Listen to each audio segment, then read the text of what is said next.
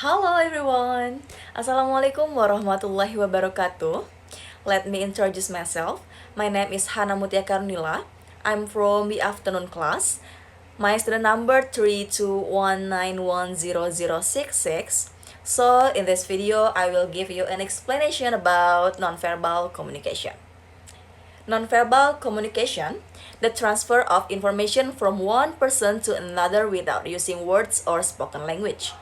Nonverbal communication can occur in a number of ways, including through facial expressions, gestures, and body postures. Nonverbal communication is the production and perception of all types of signals, excluding speech, that are meant to convey information to others. Cultural differences in nonverbal communication consist not only of body language, but also of elements such as physical appearance, use of time, and personal space.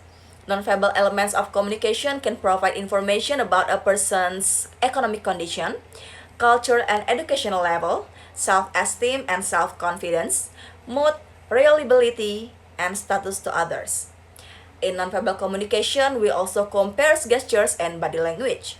Body language is a nonverbal communication of gestures, facial expressions, sight, touch, and artifacts. Body language is a visual component of communication other than verbal, like words, and vocal, like intonation and voice. Communication with the body language is generally unconscious, spontaneous, and natural. Body language can also carry unspoken messages, thoughts shared, identifying signs of falsehood, boredom, and so forth. For example, when we talk with someone with a smile mouth, people will thinking that we were happy while talking together. It shows facial expressions. According by studied by the scientist Charles Darwin, Darwin conducted research that focused on facial expressions as a pointer to a person's emotions. Darwin believed that the movements of one's facial expressions and expression were important statements and conveyed thoughts, intention, and emotions that were actually even greater than what was conveyed in the form of words. The difference between America and Indonesia are in the facial expressions. America is more able to express facial expressions than Indonesia.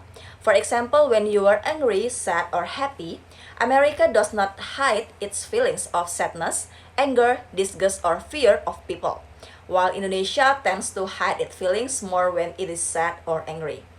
In addition to facial expressions, gaze also has a big role in nonverbal communication. 2. Eye contact. In America, eye contact shows openness, trustworthiness, and sincerity. Meanwhile, in Indonesia, women shouldn't make eye contact with men because it is sexual power or interest. The existence of cultural differences in each group, society, and country also affects the effectiveness of intercultural communication. When we want to build a connection, the key to success in business communication relationships can also be influenced by things such as social values, roles, and status, concept of time, and concept of personal space. This things is about conversational distance differences between one culture with another culture.